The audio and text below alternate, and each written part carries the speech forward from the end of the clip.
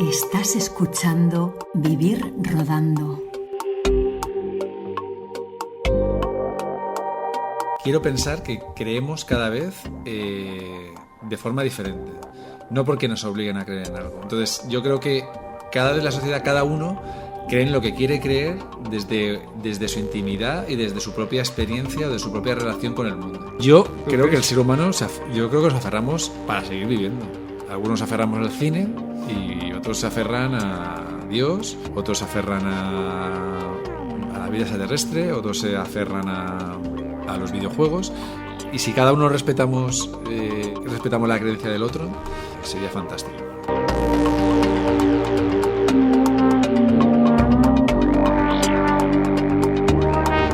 Los creyentes dicen que Dios está en todas partes, y eso, a la fuerza, tiene que incluir el cine.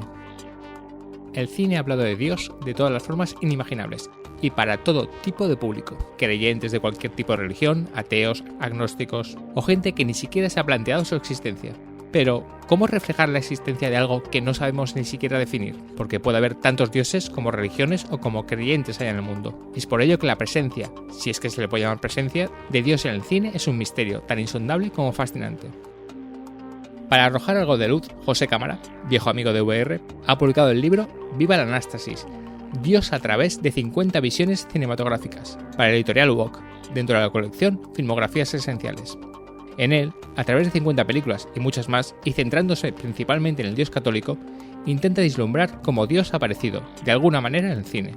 Un libro que tendrá su primera presentación oficial el jueves 8 de junio a las 7 de la tarde en la ciudad de Elche, en la sede de Radio Elche Cadena Ser. Seas creyente o no, este programa de Vivir Rodando se acerca, con la ayuda de José Cámara y su libro Viva la Anástasis, Dios a través de 50 visiones cinematográficas, a Dios en el cine. Empezando con una pregunta clave y de difícil respuesta. ¿Realmente qué es Dios?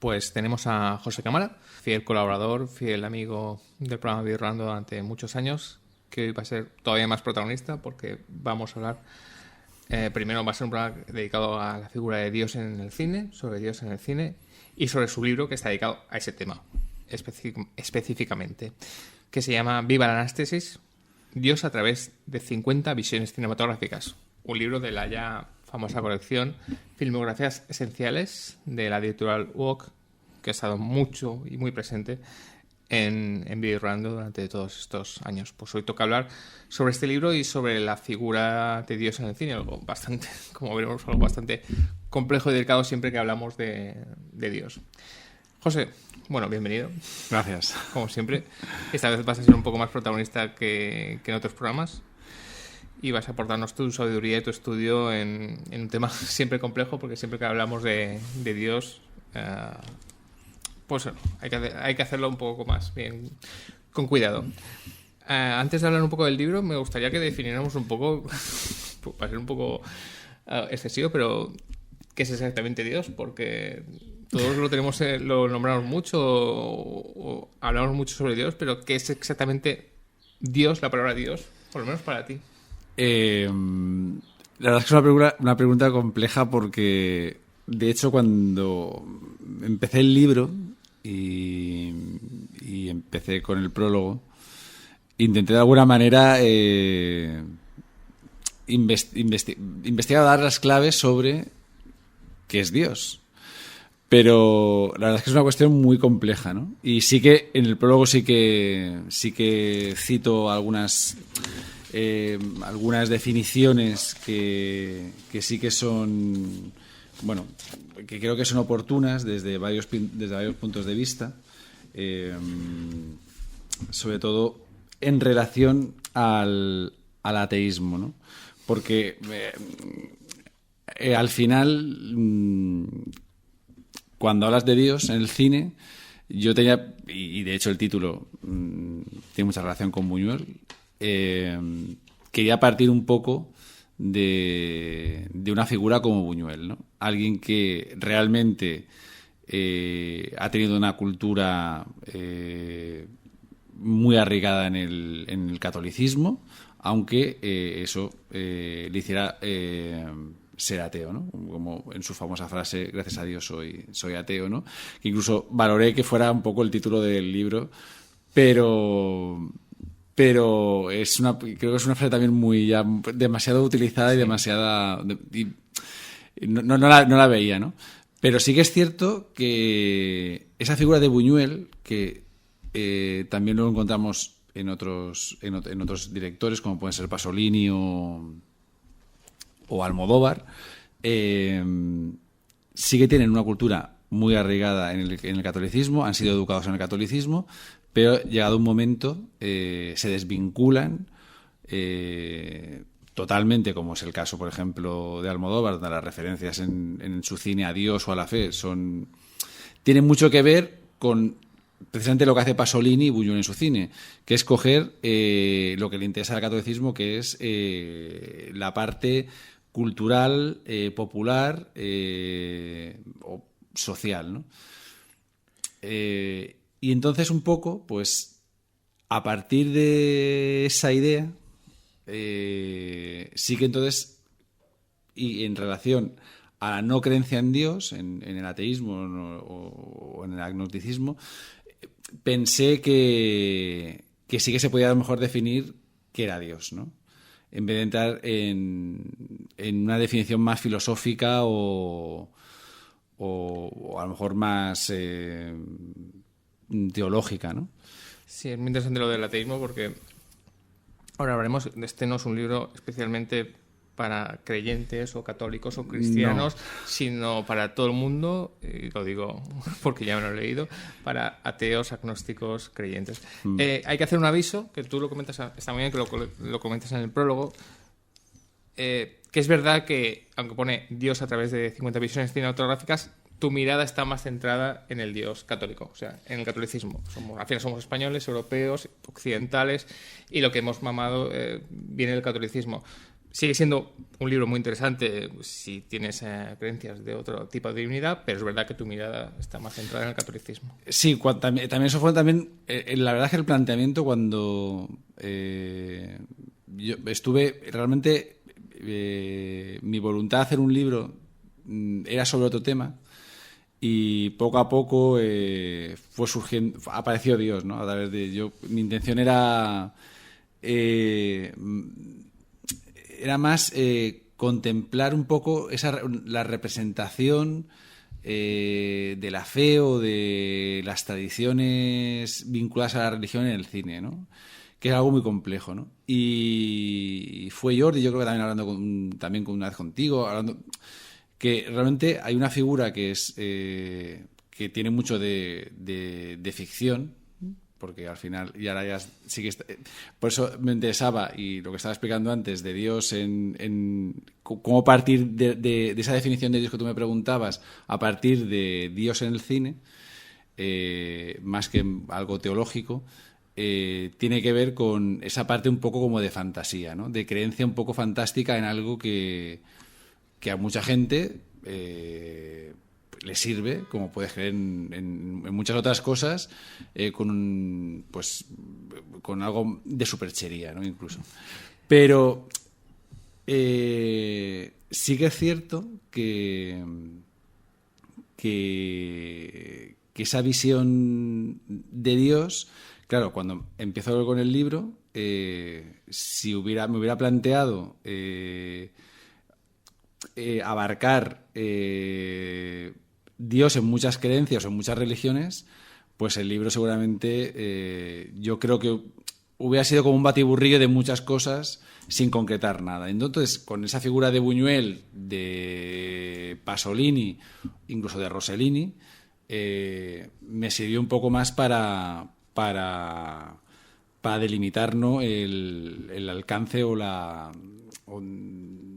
del libro, ¿no?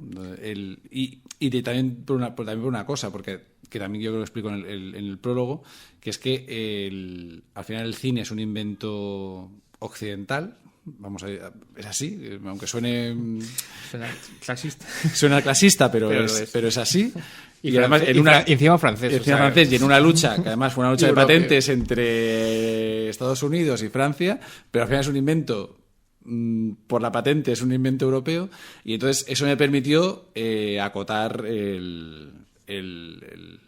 la cantidad de títulos que podían entrar dentro de esos 50 títulos, porque además, como ya la filmografía esencial ya te cuenta que son 50 títulos, pues claro, si abarcamos o hubiera abarcado, intentar abarcar muchas cinematografías, pues hubiera sido, yo creo que un esfuerzo inútil, sobre todo para el lector, ¿no? Entonces, con ese arranque ya delimitado, pues con esa guía de Buñuel, de Pasolini, de Rossellini, con su idea de Dios, de ese Dios que les ha servido más para ser las personas que han sido, más que una fe o una creencia, aunque en el caso de Rossellini a lo mejor es un poco más, sí que tiene un pozo más religioso que en el caso de Buñuel, no más religioso, más íntimo, ¿no? Porque también hay que tener en cuenta que Dios también es una creencia, yo creo que tiene que ser una creencia íntima, ¿no? Es decir, que cree en Dios, y creo que hay una película en este libro que igual seguramente hablaremos después porque tú la conoces muy bien, que es Converso. Y hay la protagonista de la película cuenta cómo que era atea y cómo un día comienza a creer en Dios. Esa revelación, y que ella dice que ya no puede entender la vida sin creer en Dios y que no entiende cómo hay gente que no puede creer en Dios, pues esa intimidad también choca un poco con la propuesta del libro, porque es Dios en el cine, y uno cuando ya muestra esa ideología en el cine, por eso me gusta mucho la frase con la que inicia el libro, que es de Dolor y Gloria, donde al final también uno cree en función de las necesidades que tiene en ese momento, ¿no? Que el personaje de Antonio Banderas dice, cuando tengo dolores, pues no soy ateo, pero cuando los días que sí que puedo dormir y que no tengo dolores, pues dejo de serlo, ¿no? O no creo en Dios. Pero al final es una cuestión principalmente de fe. Es cierto que el libro, al estar vinculado al Dios más católico, vamos a ver las especificaciones del catolicismo, que luego tendríamos que entrar en catolicismo, judaísmo, cristianismo, que no es lo mismo, no. Aunque son muy parecidas. Pero no es lo mismo, pero al final no deja de ser un libro, también me gustaría, más que Dios, de fe, de la creencia de fe. Eso hace que sea pues realmente interesante para cualquier persona que lo hable. Y bueno, tampoco es que otras religiones no están, porque no sé si en algún momento se menciona el Kundun de Scorsese en el libro, sí. De forma, con lo cual sí que hay una aparición de otras divinidades. Sí, incluso hay una película que no habla exactamente de un dios, de ese dios cristiano. Bueno, de hecho, también hay que diferenciar que ya dentro del propio catolicismo hay que diferenciar entre el Dios del Nuevo Testamento y el Dios del Antiguo Testamento, ¿no? Del Yahvé, que está más conectado, lógicamente, con el judaísmo, ¿no? Con lo cual ahí está todo un poco... Sigue mezclado, ¿no? Pero sí, creo que era más... igual se me escapa, pero creo que era más una película que habla de un Dios diferente, vamos a llamarlo entre comillas diferente, que es Faraón. Pero que sí que me servía para explicar... La relación Iglesia-Estado. Exactamente, ¿no? Porque claro, tú estabas hablando de la fe y eso también fue algo que me costó desvincular cuando también arranqué la preparación del libro y me hice un listado de películas que podían entrar. Había muchas películas donde simplemente estaba la representación de Dios. Por ejemplo, has estado en una película que es Bo tiene miedo, donde sale una representación de Dios dentro de una obra de teatro que sale en la película. Estaban esas películas donde nada más aparecía una representación de Dios sin tener un pozo demasiado claro sobre la posición del cineasta o de la historia que quería contar el cineasta. Y luego las películas que hablaban de la fe, ¿no? De hecho, una de las primeras películas que vi y que podía haber entrado en el libro era La fe, y de Rafael Gil, ¿no? Si luego hablamos de ese cine español que es tan católico de una cierta época, que no aparece mucho en el libro, pero se aparece y luego vamos a hablar de por qué no aparece tanto, aunque sí que está metido por debajo de algunas películas. Y hablaremos eso, que tiene que ver con la relación Iglesia-Estado. Pero antes voy a ponerme así un poco íntimo y personal, y tú contestas si quieres o no, pero creo que puede ser interesante que hablemos de cuál es tu relación personal con Dios. Ahí ya cuentas lo que quieras contar. Porque puede ser interesante la visión de un escritor, cómo ha podido, no voy a decir intoxicar, no, pero influenciar tu relación con Dios en un libro sobre Dios en la ficción. Pues, sí, y ahí cuenta lo que quieras, por supuesto. Yo llegué al libro no creyendo en Dios, aunque yo he sido muy creyente en Dios cuando era muy joven, pero muy, muy creyente en Dios. Y con una fe muy arraigada, seguramente porque me educaron así, como a tantos que están oyendo este podcast. Y hasta que llegó un momento que, por una circunstancia personal, pues dejé de... Y además estaba dentro de una iglesia el día que dije Dios no existe. Eso suena muy a película, pero es cierto. Y tenía 17 años, además. Y me acuerdo perfectamente. Me pidieron que leyera algo porque había fallecido el padre de un amigo. Y estando en el altar, la iglesia del Salvador de Elche, dije... Dios no existe. Dios no existe. Es imposible que exista Dios. Porque no entiendo lo que está pasando. Entonces, como no entiendo lo que está pasando... Igual en otra situación de vulnerabilidad hubiera dicho a lo mejor lo contrario. Hubiera dicho, pues en esta situación que le está pasando a mi amigo, pues debe existir Dios para darle explicación a esto. Pero me fui por el otro camino. En esa bifurcación de los caminos, a los 17 dije, Dios no puede existir, ¿no? Y de hecho, cuando empecé el libro, seguía con ese mismo planteamiento. Y sí que es cierto que hubo en algún momento de debilidad en el libro de pensar, oye, igual... Y estás hablando a través del libro. Exactamente, puede ser igual. Es su forma, ¿no? Igual existe ese ser que lógicamente se le da una representación, que eso también habla un poco en el prólogo, como primero hay una representación de Dios y como luego sí que hay sí que se plantea a la Iglesia representarlo, que es algo como que... Y además que está, por ejemplo, en un cineasta tan religioso como Frank Capra, por ejemplo, en Que bello es vivir, no sale una imagen de Dios, sale una estrella y es como algo que está en el universo, ¿no?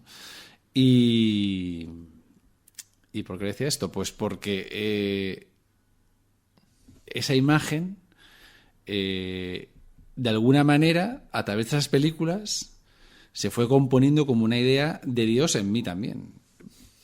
Lo que pasa que luego, al final del libro, cuando yo estaba con las pruebas, también por otra situación personal que le ha pasado a una amiga muy cercana, pues he llegado a la misma conclusión, que es que no puede ser que no quiero decirte, al final es una manera de justificar algunas cosas, porque no queremos entrar en planteamientos o en análisis mucho más profundos de lo que pasa, ¿no? Y es como lo más sencillo y lo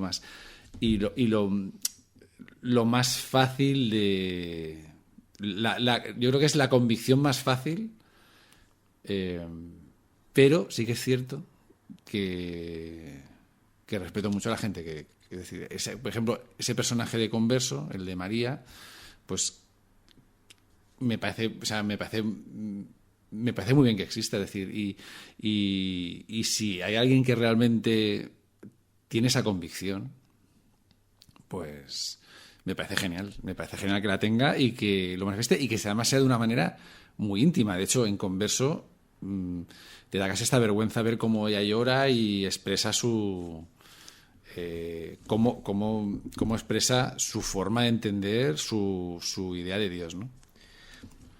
Que esa al final es la base del libro. Más que la representación de Dios en el cine o la fe en el cine era más como esa idea de Dios que se ha tenido en las artes desde que existen las artes, desde que estábamos en las cuevas y pintábamos los bisontes, y también se pintaba al chamán y al brujo que de alguna manera justificaba esas cosas que eran difíciles de justificar y que los de la tribu se lo creían, pues como llegado el momento, cuando se inventa el cine, también se intenta plasmar, ¿no? Esa idea de Dios un poco...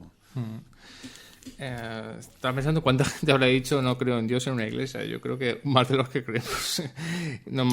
Seguramente. Lo lógico es que eso te llegue haciendo algún acto religioso. No te llegue por la calle o eso te llegue en una iglesia antes de decir, bueno, esto no es. Y además yo cuando llegué a esa conclusión con 17 años, hace un año, por ejemplo, que me había confirmado, ¿no? Que se supone que ya confirmado, ya estaba... Ya Dios estaba completamente en mí, pero no. Eso es lo que creía él. Pero bueno, como dice el personaje de Russell Crowe en El exorcista del Papa, que es una película, que también habla sobre Dios, y además bien, tiene ideas bastante acertadas, ¿no? Pues dice que el amor de Dios lo único que va para el amor de Dios es el amor de una madre, que parece una frase o una idea bastante acertada. Pero sí que es cierto que dice Russell Crowe que al final, hablando del demonio, que el demonio hace las cosas que hace porque Dios lo permite, ¿no? Entonces igual Dios ha permitido que yo sea descreído. Claro, es que todo es de Dios. No, estaba pensando en esto que he recomendado un libro para ateos y agnósticos, en la diferencia entre ateísmo y agnosticismo, esa mítica que ya sabemos la diferencia. Ateísmo no creen y el agnosticismo, que es muy difícil pronunciarlo. Los agnósticos, pues eso, piensan que no es que no crean ni no crean, no pueden demostrarlo, con lo cual no saben qué hay. Como si hay extraterrestres, no sabemos si hay o no. Tú ya sabes que los agnósticos están considerados como unos cobardes por los ateos. Con lo cual, en esto de si en las religiones también hay multitud de diferencias, hemos hablado de judaísmo, catolicismo, cristianismo, pero luego podemos hablar del protestantismo, las 18.000 ramas que hay. En la propia no creencia en Dios también hay diferencias. Claro. Es que es muy complicado.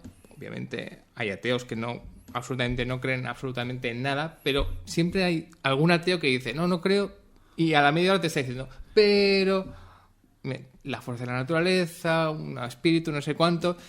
Con lo cual encontrar ateos 100% es casi complicado, porque al final todo el mundo alguna vez ha tenido alguna experiencia con esto que nos rodea, que es la naturaleza, y eso se puede confundir o mezclar con Dios, con lo cual este ateísmo 100% a veces yo siempre me considero ateísmo 100%, pero es complicado porque al final el mundo es muy absurdo y nos rodean cosas increíbles y se puede confundir con la fe, cristianismo y catolicismo. Sí, eso lo que dices tú. Pasan cosas increíbles, ¿no? Y la forma a lo mejor de atarlo es con algún tipo de creencia. Claro. No es la religión. Que no es solamente una creencia en Dios, por ejemplo, sino una creencia, por ejemplo, en la vida extraterrestre, ¿no? Que también está muy vinculada en Dios a través de algunas películas que salen en el libro. Está ahí, Encuentros a la tercera fase, que está muy encogida. Y que además, claro, todos los libros tienen los inicias y llega un momento que los terminas. Pero, por ejemplo, después de ver los Fabelman, ahí se explica muy bien Spielberg, siendo tan judío como es decir, tan judío, que es practicante de esa religión, como todos conocemos, pero que a su vez seguramente sea... Yo creo que también con Woody Allen, pero Woody Allen también tiene acercamientos al cristianismo, pero a lo mejor de otra visión, ¿no? Desde una visión más crítica, más irónica, pero Spielberg ha hecho películas muy católicas. Éter extraterrestre, Encuentros en la tercera fase, incluso toda la saga de Indiana Jones, que también nombro en el libro, tiene un montón de referencias al catolicismo. Y en los Fabelman explica, efectivamente, por el tamiz de la ficción, pero lo explica, cómo llega a interesarse por el catolicismo, además con una escena que me gusta mucho, que es, bueno, ella conoce una chica y la chica es católica Es y, una maravilla. y De lo mejor no solamente que- católica, es la mejor, seguramente es casi lo mejor de la película. Me parece, y bueno, hay que alabar que era Tony Kastner, creo que es el que ha escrito el guión, es sí, me parece de las mejores secuencias descritas de Spielberg. Sí, Pero sí. podemos ahí hablar como eso, una mezcla de catolicismo, sensualidad, erotismo, que luego hablaremos también. Que eso Sí, también está porque bastante además mezclado. es esa imagen del Dios, perdón, de Jesús como rubio, de eso moreno, también hablaremos, bien de la plantado, figura de esa Dios. representación, y además con un crucifijo que además conecta mucho con una película de un director que se cita en la película, un documental, que es Jesús I Know, Sí. que hay una escena donde una mujer que ama mucho a Dios, incluso llega a tener una relación casi sexual con un crucifijo, que eso sí que luego aparece en una película del mismo director. Pero en esa película que Spielberg lo cuenta muy bien y con mucho humor, esa idolatría a una imagen de Dios hecho hombre, que yo creo que tiene mucho también que ver con ese Dios que en el Antiguo Testamento no existe, que es iracundo, que castiga al ser humano por ser humano, y cómo luego el catolicismo le da la vuelta y lo convierte en un hombre con pecados, con virtudes, un hombre como nosotros, de una forma para acercarse, ¿no?, al ser humano. Pero para eso necesita una representación, un icono, una imagen, ¿no? Y esa imagen, cómo ha evolucionado a lo largo de los siglos y cómo ha llegado también al cine, ¿no? Esto era para más adelante, pero ya que lo sacamos, vamos a hablar de ahora porque es bastante importante, que es cómo se representa a Dios en el cine. Es difícil o imposible. ¿Qué hizo que Dios vivir? Pues el cielo, ¿no? De siempre. Está en el cielo. Que no, tampoco hemos dicho que tenga que estar en el cielo. Dios en realidad se supone que está en todas partes. Puede estar en esta mesa o...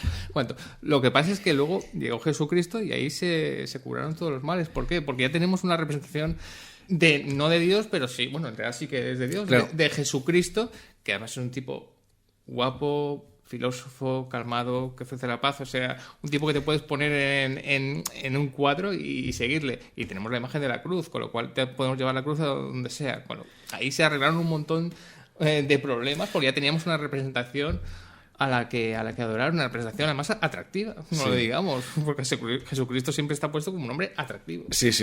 Incluso aunque esté clavado en la cruz. Sí, musculoso, barba... Exacto. Pero también lo que hace Capra también es muy interesante. Luego sí que profundizamos ahí. Que, claro, el cine, que al principio era silente, luego incorpora la voz de Dios también es muy importante. Y luego hablaremos de eso, porque lo que sale en la película de Que vimos vivir es la voz de Dios. Pero yo sí que quería empezar, claro, con esa. Tú has entrado ya en el meollo de la cuestión, que es la representación de Dios, ¿no? Y Al final es el meollo casi del libro. O del sea, ya libro, hemos ¿no? dicho que Aparte el de libro la no va idea, eso, pero también... llegas a la idea de Dios, llegas a través de su representación. Si no, es hablando de muy imagen difícil. audiovisual, ¿vale? Exacto. Es imagen cine, Exacto. con lo cual, ¿qué hacemos? Entonces, esa imagen tenía que venir en el cine, lógicamente, del teatro. Y pues la primera película es la de nacimiento, infancia, vida, milagros, pasión y muerte de nuestro Señor Jesucristo, una película de 1907, donde se narra la vida de, como dice el mismo título, el propio título de la película, toda la vida de Jesús, o los pasajes más importantes. Y hay un pasaje muy importante que es cuando resucita y asciende al cielo, ¿no? Y además es una imagen, ya toda la película es muy teatral, porque además tiene mucho que ver con el teatro de la pasión y el cine.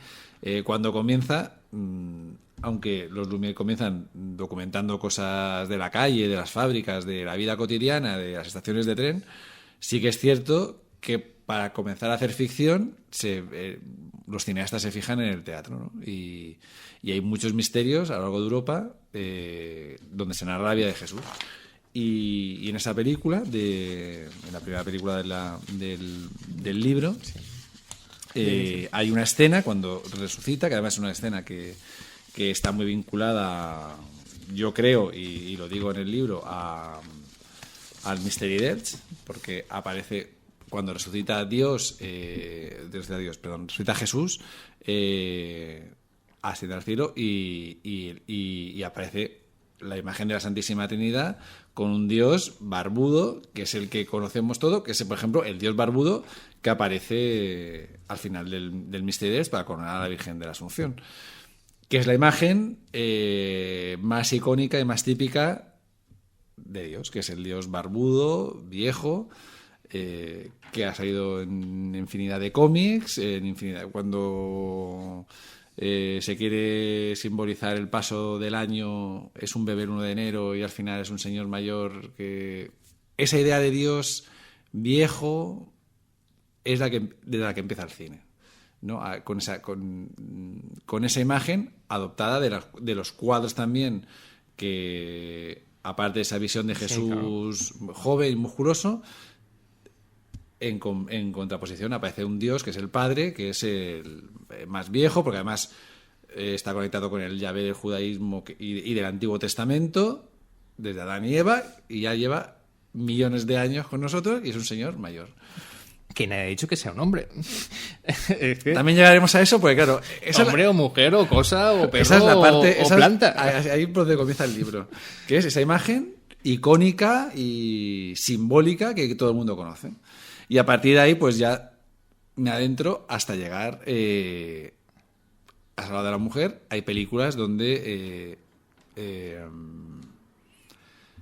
Dios aparece como una mujer. Por ejemplo, en una película que, bueno, verla es casi un suplicio, que es La cabaña, donde sale Olivia Spencer haciendo de Dios. Además, Dios y Olivia Spencer es negra, entonces es una mujer y es negra, para ya tener toda esa combinación de posible. Y es una película pues graciosa porque además también sale el Espíritu Santo, sale Jesús creo que también, no sé si también es como una chica oriental, en fin, que es una interpretación muy, bueno, una interpretación partiendo de una base casi diría que canónica de una representación de un señor mayor hasta la imagen de Olivia Spencer, pues bueno, son interpretaciones. Pero sí que es cierto, por ejemplo, y al final eso sí que es un poco... sí que ha sido un poco la senda que ha seguido el libro desde la primera película hasta la última, porque la última... es Unmouth y es una película donde una chica que ahora es enfermera, pero había sido monja, tiene una serie como de visiones sobre Dios y aunque Dios no aparece representado, pero sí que se oye la voz, ¿no? Que es lo que estamos hablando de esa importancia muchas veces también en el audiovisual de la voz. Y es una voz masculina. Y la película es una película dirigida por una mujer y la protagonista es una mujer. Con lo cual la interpretación de cada cineasta de esa idea de Dios es muy variopinta y al final no deja eso, pues Unmouth aunque está dirigida por una mujer interpretada, el peso es interpretativo de una mujer, al final no deja de ser esclavo de esa visión masculina de la religión y de Dios, seguramente, ¿eh? Más que, no como crítica, no la película no sabe como crítica, pero sí que es cierto que al final esas visiones que tiene la monja o la exmonja donde Dios le habla, al final tiene que ver con la cultura en la que ha sido criado. Y si en la cultura donde ha sido criado Dios es un hombre, pues las voces que vas a oír de Dios son voces de hombre. Y también eso lo solucionó con la Virgen María, Porque al existir la Virgen María ya tenemos una representación femenina a la que rezar y adorar, que además los católicos son muy de la Virgen María, es una presencia muy, muy importante. Como tener una divinidad, bueno, digamos alguien muy importante al que rezar, al que adorar como la Virgen María, pero que no es Dios, digamos que está en un escalón por debajo. Es muy importante, pero no es Dios, con lo cual ya solucionan, digamos, ese problema de hombre y mujer. Bueno, Dios es hombre y ya tenemos la Virgen María para ser mujer. Aunque Dios es hombre, ya repetimos que no lo ha dicho nadie. Por eso hay otra película que también es muy interesante y que también es no sé qué para utilizar, no sé si es una película ardua de ver, que es Dogma. Es ardua de ver. Además es muy larga. Además, es muy larga, porque además yo me recuerdo que la había visto de cuando la estrenaron. Curiosamente no, la había olvidado y cuando la recuperé para el libro me pareció larguísima, o sea, me pareció casi un castigo. Pero Kevin Smith, además de muchas interpretaciones que hace sobre la Biblia y sobre el catolicismo, como por ejemplo que había un apóstol número 13 que además era negro, dice que Dios es una mujer y que curiosamente no tiene voz. Y curiosamente en la película está interpretada por la cantante Alanis Morissette, que solamente para vencer a los ángeles caídos, a Matt Damon y a Ben Affleck, hace como un grito un poco difícil de interpretar, ¿no? Bueno, también es una interpretación curiosa, ¿no? Que además una película de principio del siglo XXI, final del siglo XX, ya planteara, además que lo planteará un tipo de cineasta bastante, no sé si misógino, pero bueno, que no sé, no creo que esté muy aceptado en la era del Me Too seguramente, ¿no? Y esa también es algo que también es una línea que sigue el libro, es decir, todas las películas, excepto una, están dirigidas por hombres. Menos la última, ¿no? También que aparece en un momento Sam Maud, en donde también está Beginning, donde aparece una serie de películas, y tuve la tentación de poner alguna más, porque también había alguna película de Claire Denis que podía entrar,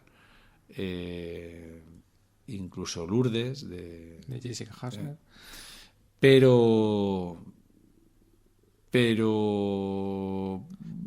se fueron engranando las películas de tal manera que todas estaban interpretadas. Y en eso podemos hacer alguna lectura extraña de que las mujeres están más pegadas a la tierra. Pues es curioso. Bueno, no vamos a caer en cine, la mirada de mujer en el cine, porque eso puede ser muy peligroso, pero sí que esta lírica o cierta poesía que a veces tienen algunas películas dirigidas por mujeres, eso se dice, pero puede ser que no, que las mujeres en realidad, digamos, sean menos creyentes que los hombres en ese sentido, desde el punto de vista artístico. Porque, hombre, es verdad que de 50 a 49 sean hombres, intentando, obviando lo que siempre decimos, que las mujeres directoras, afortunadamente poco a poco se está solucionando, pero hubo un vacío bastante importante en la historia del cine de mujeres directoras, y eso siempre, cuando haces una lista, eso es algo que hay que pagar. Pero a pesar de eso, que en un libro sobre Dios, la creencia, la fe, todo esto, no haya tantas mujeres que se hayan puesto a hablar sobre el tema, ¿es interesante o sí, es curioso, porque además por ejemplo, Lourdes plantea una cosa muy curiosa, porque y estuve muy tentado y yo creo que estaba en el primer listado de películas, pero realmente tampoco no hay una visión de Dios, o sea, no hay una idea de Dios. Recordemos que claramente. Es una película sobre una mujer que se va, además que es una mujer la protagonista que va a Lourdes, ¿sí?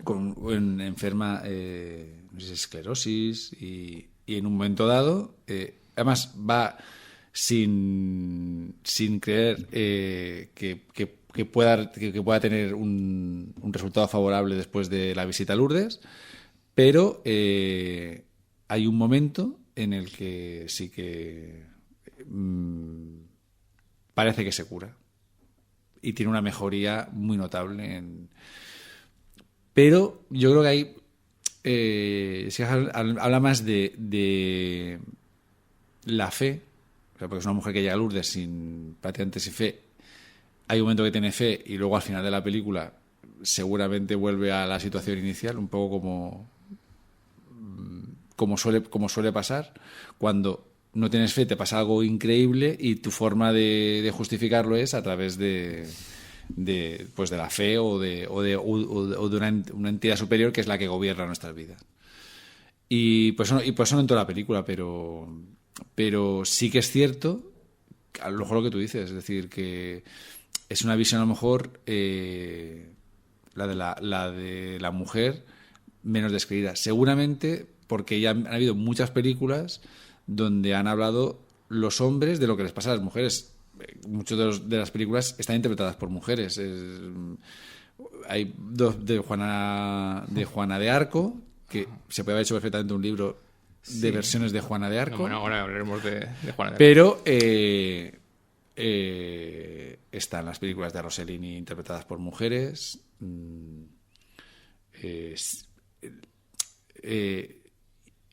Lógicamente, porque en aquel momento la industria del cine estaba prácticamente dirigida por hombres y los directores hablaban de películas o a través de lo que le pasaba a una mujer sin saber muy bien qué pasaba, ¿no?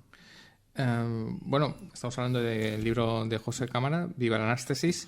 Dios a través de 50 visiones cinematográficas, y ya que tiene un título tan guay, estaría bien explicar qué es la anástasis, porque a lo mejor estamos dando por contado que todo el mundo va a saber lo que es la anástasis, pero habrá gente que no lo sepa, incluso gente creyente y católica que no tenga ni idea, con lo cual vamos a explicar un poco el título tan fantástico que me parece un acierto total del libro. Pues tiene que ver en ese inicio del libro, donde Buñuel es una figura importante para hablar de Dios en el cine. Yo considero que tiene que arrancar con Buñuel, que es un ejemplo de alguien que, como he explicado antes, que su cultura está basada en la religión. Tiene una película que está en el libro que habla perfectamente yo creo que son las películas donde, porque hay muchas películas de Buñuel donde se habla de fe o se habla o sale la figura de Cristo, o como en la Edad de Oro, pero hay una película que habla de un santo directamente y que además aparece Dios porque aparece el diablo, que es Simón del Desierto, que es tentado, que es esta figura del eremita subido a una columna, tentado por el demonio, ¿no? Y hay un momento donde aparecen unos monjes que pertenecen a la congregación de Simón, que intentan convencerlo de que baje de la columna y que vuelva al monasterio o a la abadía, donde fuera. Y entonces, en un momento dado, pues uno empieza a decir: viva la anástasis, muera Jesús, y, en fin, en esa visión surrealista de que muchas veces para Buñuel la religión o como expresión como materialización de esa creencia o de esa fe que pueda tener un ser humano, una persona, pues al final está gobernada por una iglesia que utiliza términos y que utiliza una serie de tradiciones que están obsoletas y que se contradicen unas con otras, ¿no? Porque además Buñuel demostró claramente que era un gran conocedor de la religión y del cristianismo, ¿no? Para él, uno de sus libros de cabecera y que le recomienda a Lorca es la vida de santos, ¿no? De Vorágine, y la leyenda dorada, ¿no? Que es en lo que se basa Simón del Desierto, que es sí que existe un eremita en esa vida de santos, pero él sí que hace como una interpretación y una adaptación a lo que él quiere contar, ¿no? Que es a un señor subido a una columna tentado por el diablo. Y entonces ahí aparece la anástasis y bueno, pues eso, yo tampoco sé lo que era la anástasis, intentando averiguar lo que era la anástasis, me pareció muy oportuno, porque la anástasis es algo que pasa entre que muere Jesús en la cruz y resucita. Y es que es algo que nosotros, y antes se celebraba antiguamente, pasaría, digamos, el sábado de gloria, que es que Jesús, antes de resucitar en cuerpo y alma, baja al infierno de los justos, al limbo, y intenta salvar a todas esas personas, sobre todo a los no nacidos, o sea, que no tienen, o que están castigados con el pecado original porque no han sido bautizados. Y lo que hace es que en el momento que él resucite, o cuando suceda el apocalipsis y resucitemos todos, pues estos que están en el limbo, pues también resucitarán, ¿no? Y entonces me parecía muy oportuna esa figura para hablar de una idea de Dios, ¿no? Como al final alguien que va al rescate de gente con un pecado para que de alguna manera vivan la vida eterna, ¿no? Que es un poco lo que es el cine, ¿no? Es decir, el perdurar más allá de la muerte, porque al final las películas, los cineastas, los intérpretes fallecen, pero tenemos las películas ahí, ¿no? Entonces me parecía una figura bastante oportuna para hablar de la película, de hablar de Dios en el cine. Claro, hemos hablado ahora bastante tiempo de cómo podemos representar a Dios en el cine, pero es mucho más fácil cómo podemos representar al diablo en el cine. Y sí, mucho más atractivo. Sí. ¿Con quién te quedarías? Con Silvia Pinal siempre en Simón del Desierto, que sí, es uno de los diablos más maravillosos y fascinantes del mundo, con lo cual es curioso, ¿no? Porque Dios sí que empezamos a hablar, es complicado, no hay ninguna representación, pero el diablo también tiene 10.000 representaciones, pero todas son atractivas. No, en mano, el diablo es cinematográficamente incluso más atractivo que Dios. Sí, y sobre todo hay una figura también, aunque Silvia Pinal es Dios, sí que sale Silvia Pinal es el diablo, pero sí que sale como disfrazada de un dios, que aparece con una barba, también como si fuera un profeta, con un cordero en las manos, ¿no? Esa visión también un poco que también es una figura icónica, muy importante, que utiliza Buñuel, ¿no? Claro, yo creo que el demonio es mucho más fácil seguramente de representar, ¿no? Porque sí, porque representa la maldad, pero también lo lúdico. Sí. Y es más divertido. Sí. De hecho, el final de Simón del Desierto fíjate, es una película que dura 45 minutos apenas. Sí, porque ya sabemos, bueno, que supone, ¿no?, que iba a ser más larga, o problemas presupuestos, pero al final tiene esa curiosidad de que casi es un mediometraje, pero sí tiene ese final en una discoteca. En una discoteca, ¿no? De esa parte lúdica que tiene más que ver seguramente con el diablo que con Dios, ¿no? Sí, no, siempre al cristianismo le ha afectado esa pátina, digamos, de solemnidad, aburrimiento, restricción de la libertad, restricción de todo lo que fuera de una diversión, los mandamientos, la acotación, mientras que el diablo, claro, era todo lo contrario, la lujuria y la diversión. Con lo cual, ¿con qué te quedarías? Hombre. Por eso la expresión de Viva la Anastasis me gustaba mucho, porque aunaba esa parte como de exaltación, ¿no?, del viva, con Anastasis, ¿no?, como ese descenso a los infiernos para luego resucitar, ¿no? Que al final muchos cineastas también han sufrido mucho, o por ejemplo un cineasta emblemático dentro de este libro y dentro del cine por su relación con Dios, que es Bergman. Sí, Es decir, cómo seguramente esas luchas internas por creer o no creer en Dios, o porque su padre era un pastor protestante y vivió la religión de una manera tormentosa, porque incluso llegó a decir que odiaba a Jesús y en sus memorias. Ese descenso a los infiernos, esa lucha, porque al final cuando uno se plantea creer o no creer, porque también estamos hablando de cineastas que de alguna manera han planteado alguna duda sobre la creencia en Dios.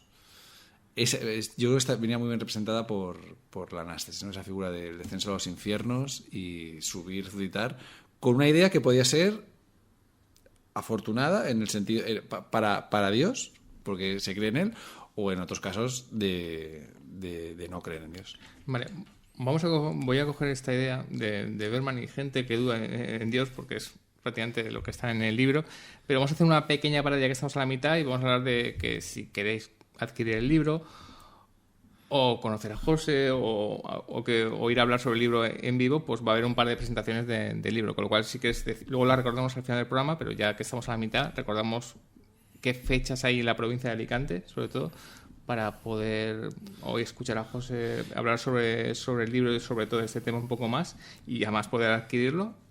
Pues si quieres que sí, van pues a poder la verte. primera presentación será en Elche, en tu tierra. Sí, y porque la primera película tiene mucho que ver con esa representación, con ese Dios que estaba hablando yo antes, que sale en los teatros medievales y en las representaciones medievales y sale en el Misteri d'Elche.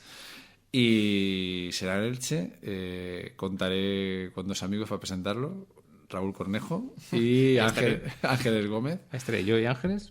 Porque, como estamos hablando también, Dios al final está en todas partes. Es un elemento, y vosotros sois personas que conocéis mucho el cine fantástico y el cine de ciencia ficción, y Dios no deja de ser... Cuidado con lo que dices, porque Dios... estamos de acuerdo, pero que nadie se enfade. Dios No. es cine fantástico. Es cine fantástico. Eso, obviamente, eso lo sabe todo el mundo. Entonces, y luego ya cada uno puede tener la creencia que quiera, pero en la manera en que se representa en el cine está más cerca del fantástico. Lo cual habla muy bien de Dios. Volvamos un poco a la temática del programa. Una cosa que siempre decimos de filmografías esenciales, especialmente en este libro, que son 50 películas, pero en realidad son muchas más películas, porque las películas se interrelacionan, se hablan de otras películas, o sea que lo de 50, digamos, es una excusa para hablar, digamos, de un montón de películas y un poco de una visión general de Dios en el cine. Has hablado de Bergman, que claro, te habrá costado mucho, has metido 3 películas y te habrá costado no meter 50 películas de Bergman, porque obviamente Dios aparece prácticamente en todas sus películas. Bueno, iba a decir otra cosa, pero vamos a centrarnos, ya que has hablado de Bergman, como hiciste esa selección. Vamos a decir las 3 películas que hay, que son El séptimo sello, Como un espejo y Los comulgantes. Obviamente las 3 perfectamente elegidas, pero podrían haber sido otras. Presas especialmente salvajes, sí. Es que El silencio, cualquiera. O sea que cualquier película. Bergman es... El manantial de la doncella. Sí. Bergman y su relación con Dios es prácticamente toda su carrera. ¿Por qué estas 3? Obviamente, pues Los comulgantes era obvio que era absolutamente fija. Y como dices, bueno, para no meter 10.000 de Bergman, como meto estas 3, que obviamente son muy conocidas y todo el mundo ya sabrá que tiene mucha relación con Dios, pero ¿por qué las 3 y no otras? Sí, Los comulgantes es obvio porque habla de un pastor que puede ser perfectamente el padre de Bergman, y habla de un pastor que tiene problemas con la fe. No me lo diré que su título original no es Luz de invierno, si no me equivoco. Sí. Lo digo porque hay que aplaudir al titulador español, porque Los comulgantes me parece un título maravilloso. Sí. Y fantástico. No, bueno, empieza con Los comulgantes la película, gente comulgando, Sí, y me parece un título genial. Sí, pero es Mucho una mejor película el que habla, además, que tiene mucho que ver con el rito, ¿no? Con el oficio religioso, con la misa, ¿no? Empieza de esa forma, con el final de la misa y termina precisamente con el final de un oficio, ¿no? Y que además es algo que explica en sus memorias Bergman, como un día acompañando a su padre, tuvo su padre que sustituir a una persona que no podía. Que no estaba enferma y no podía hacer la misa y tenía que atender a sus feligreses. Y esa era muy obvia, y también era muy obvia porque también había una película que iba a salir seguro, que era la película de Redder. A me sale el título en inglés, que es Reformed. Exacto. No, me gusta mucho más el título. En este caso me gusta más el título original que el español, que se llama El Reverendo, pero si la llamamos First Reformed, aunque pronunciemos mal, es que tiene mucho más sentido más que El Reverendo, que es un poco así. Entonces, claro, esa película, que es una reinterpretación de Los Comulgantes, es un falso remake, digamos, prácticamente. Es la misma película, solo que modernizada. Exacto. Porque también... ahora vamos a empezar más pregunta por Bergman, pero vamos a empezar a... Sí, no, empecemos.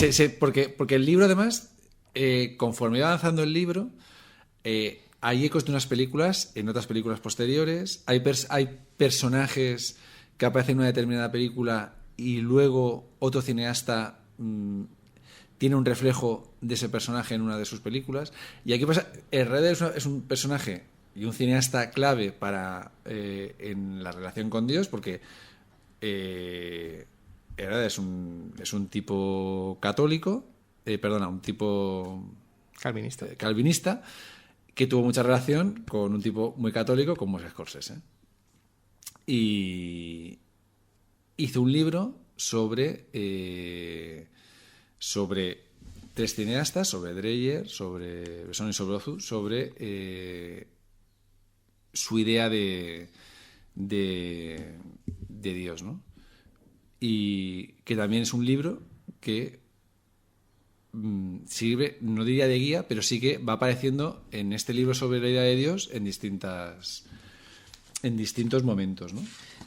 Mano, en este libro lo bueno es que estableces como líneas invisibles entre muchas películas y eso habla mucho de lo que es casi la religión católica, que al final son como...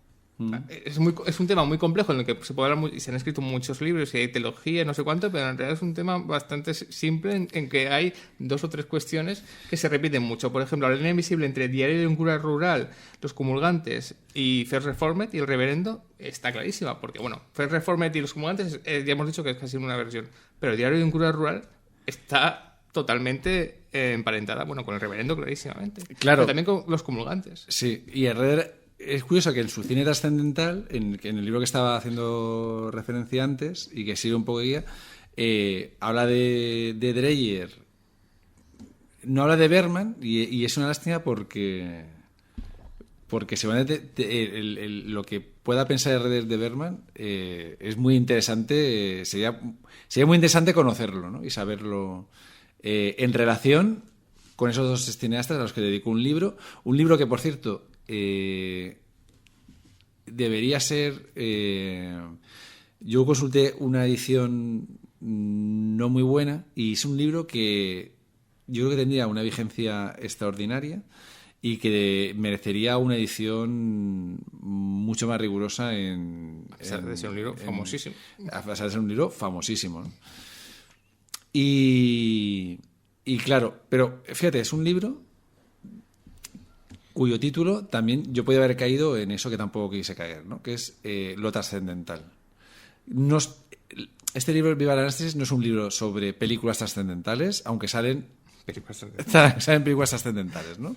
Sale Diario de un cura rural, etc. Y claro, Herrera es un tipo que, pues, eso, que hace una reinterpretación de esas películas de Bergman. Pues decía que a pesar de que sí sabemos lo que piensa de Bergman a través de esa reinterpretación de Los Comulgantes, sí que sería curioso que hubiera hecho un análisis como hizo con Dreyer o con Ozu o con Bresson, ¿no? Y sí que es cierto esas líneas invisibles que van uniendo varias películas, porque claro, ya no solamente es una reinterpretación es una puesta al día de las mismas preocupaciones que pueden afectar a los feligreses, ¿no? En los años 50 o los años 40 sobre la bomba atómica, y ahora en la película de Redder sobre el medio ambiente, ¿no? Por ejemplo. Y por supuesto con un riesgo, porque lo que en Bergman, por ejemplo, habla ante el amor entre el pastor y la feligresa, que se habla con bastante delicadeza, en la película de Redder es algo mucho más contundente, como suelen ser las películas de Redder. Taxi Driver, por ejemplo, que es una película que también estuvo ahí si salía o no salía, pero Scorsese tiene tres películas realmente que hablan sobre Dios, que además mucha gente piensa que es una trilogía, que son La última tentación de Cristo, Kundun y El silencio. Que El silencio también es muy curiosa porque es del mismo año que la del reverendo de Redder, en un momento en que se habían distanciado tanto Redder como Scorsese, tuvieron discusión por la adaptación de una película o algo así, y además creo que la forma de contestar de Scorsese fue haciendo precisamente El silencio, aunque luego Scorsese le produce una película que podía haber entrado perfectamente de Redder, que es El contador de cartas. Bueno, es que de Redder también podían haber... Otra que pueden haber entrado todas las películas de casi, Redder. efectivamente. Y una que hizo la precuela del Exorcista, que es una película que sale en el libro, que son esos hilos invisibles que van uniendo las películas, ¿no? Porque Redder sale casi al final, sale a lo largo del libro, de todo el libro, sale en el prólogo, pero luego El reverendo es una película reciente, pero está conectada, por ejemplo, con El exorcista, que es una película de los años 70. Sí. ¿Cómo de interesante puede ser? Estaba pensando en lo interesante que son las películas que están dirigidas por personas creyentes, pero con dudas. Sí. Ni películas dirigidas por ateos, ni películas dirigidas por católicos creyentes 100%. Pues pueden ser interesantes, por supuesto, pero las que mejor tocan el tema son gente que cree, pero que tiene dudas, sí, por alguna razón. Sí, porque Bergman, por ejemplo, creía, pero de su manera. Por ejemplo, que me estás preguntando, como un espejo. Un espejo sale porque al final, muchas veces, la beatería o el exceso de fe, y sobre todo, si es de una mujer, está vinculado muchas veces a la locura, que es lo que pasa a un personaje de como un espejo, ¿no? Entonces, creo que daba una visión bastante novedosa en ese momento, que, por ejemplo, Rossellini no acaba de llegar ahí, ¿no? En el amor, en el amor casi, porque hay un personaje en uno de los capítulos, Anna Magnani es violada y ella piensa que ha sido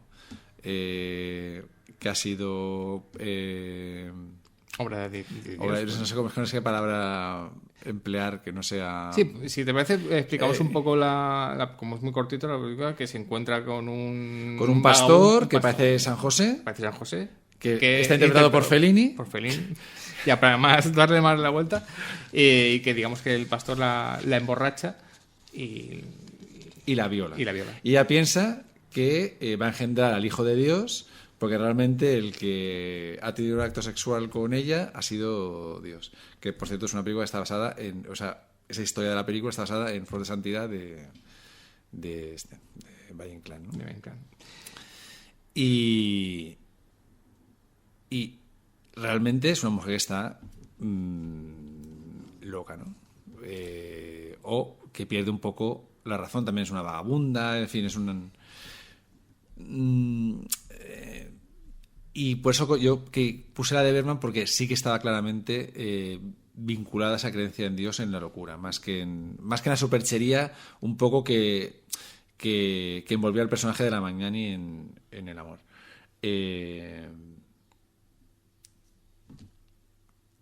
Y luego, la otra película que está elegida de Bergman, ¿Qué el séptimo sello? que era El séptimo sello, claro, lógicamente habla directamente, o sea, lo que en las otras películas era una definición más o menos de Dios, ahí lo plasma exactamente lo que piensa de Dios, ¿no? Y es una pena, por ejemplo, el mantener la doncella que cayera, porque, pero ya poner 4 películas de Bergman me parecía excesivo.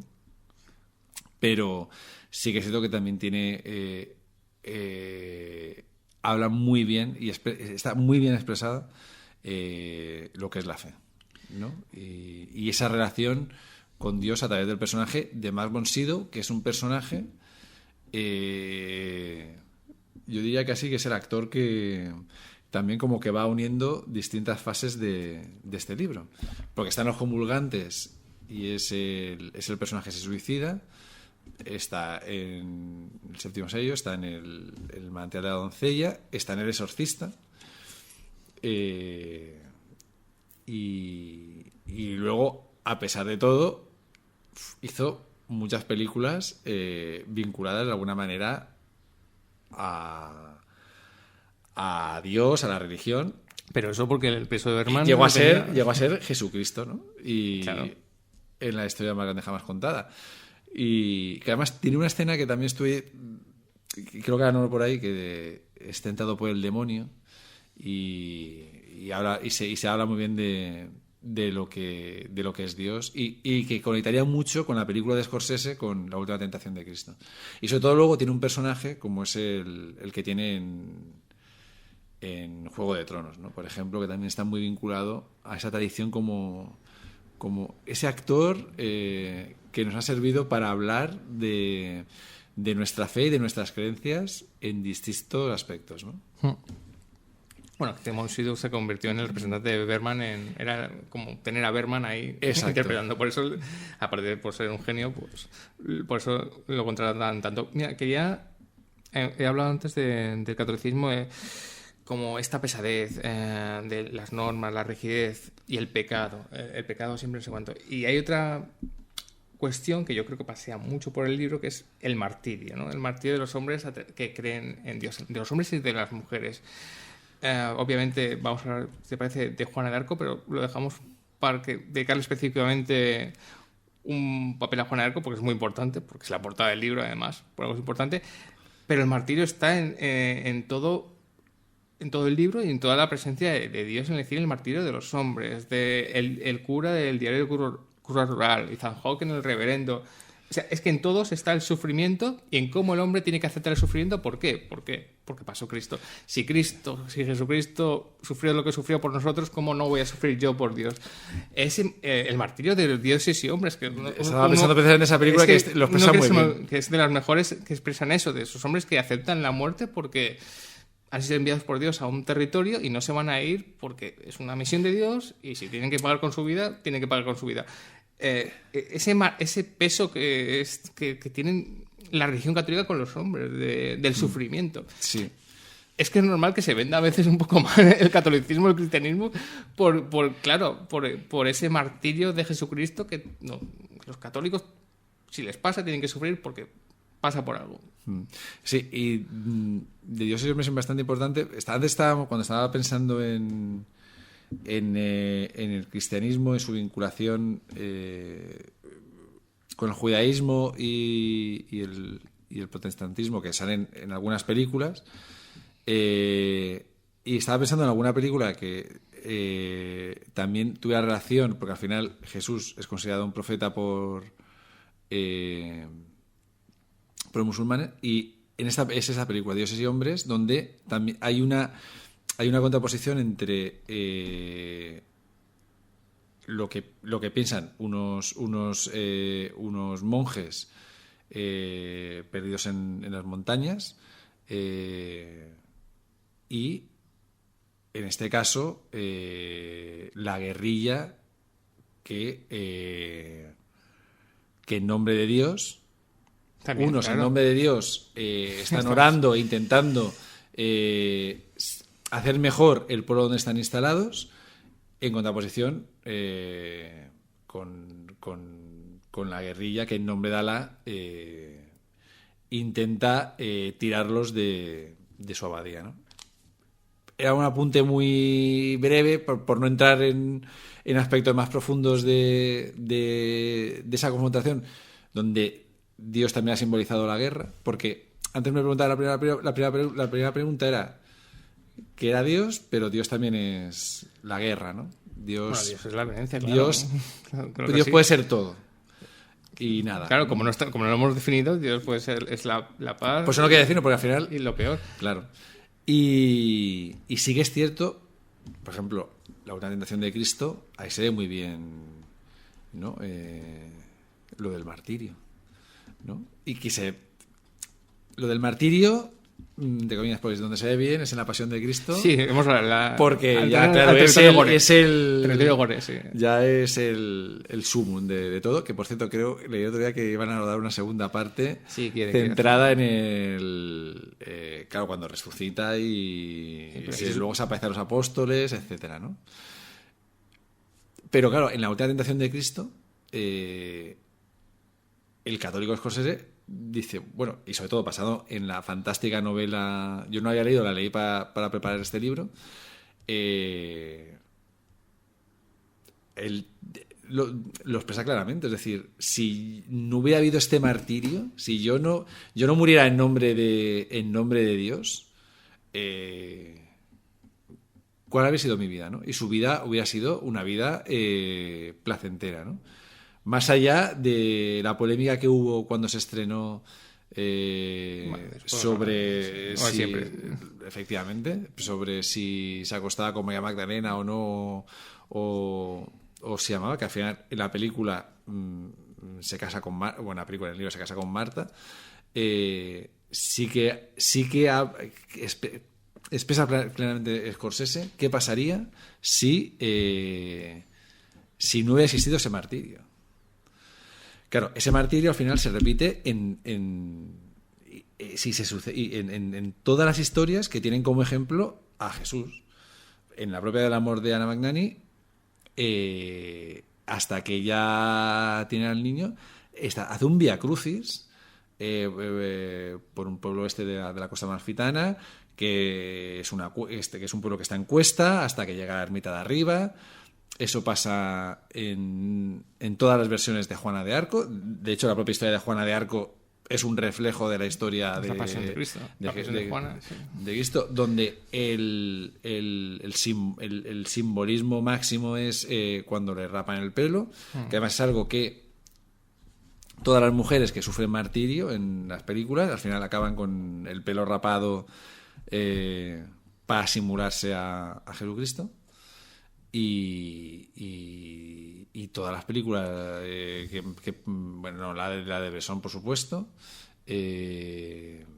luego ¿qué películas? Todas las películas hay cierto sufrimiento, incluso en Marcelino Pan y Vino, que fíjate, es que era todo sufrimiento. Por eso hay una cosa que también quise que no se puede obviar, es que a pesar de esa seriedad y de ese sufrimiento y del martirio, habían películas que habían celebrado de alguna manera a Dios desde el humor, ¿no? Y eso también es Sí, está muy bien que relajes cuando pones como Dios para bajar un poco Oh Dios, Dios mío, la de Karl Reiner. Pero a pesar de es que es una película que me costó mucho porque yo la tenía clara desde el principio, pero por ejemplo todas las películas que están en el libro de alguna manera se han estrenado en España.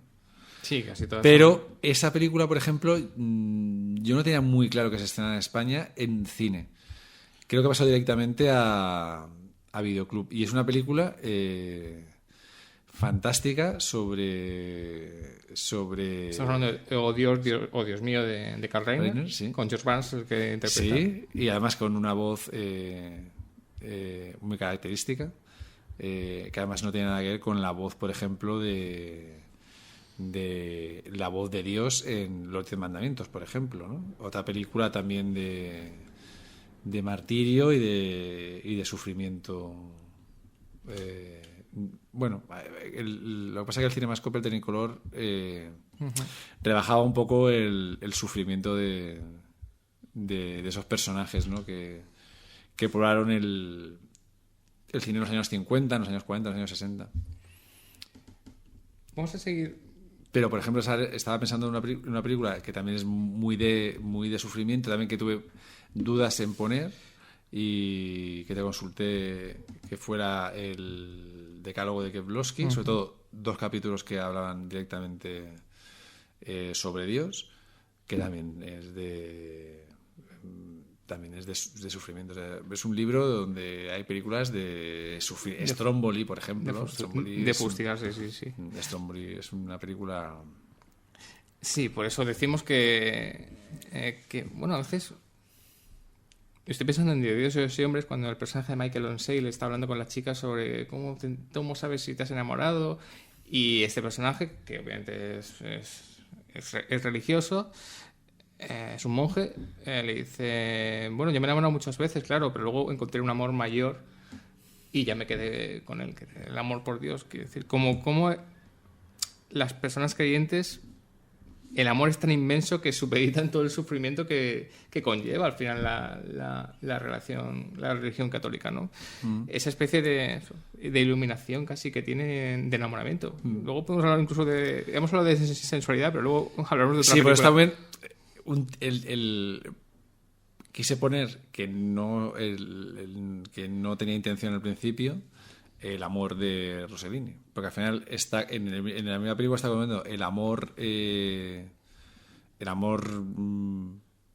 sexual o el amor entre un hombre y una mujer al amor con Dios, ¿no? Del capítulo el primer capítulo está basado en La voz humana de Jean Cocteau y el segundo en el de Valle Inclán que estábamos hablando. Uh-huh. ¿Cómo contrapone esas dos visiones del amor?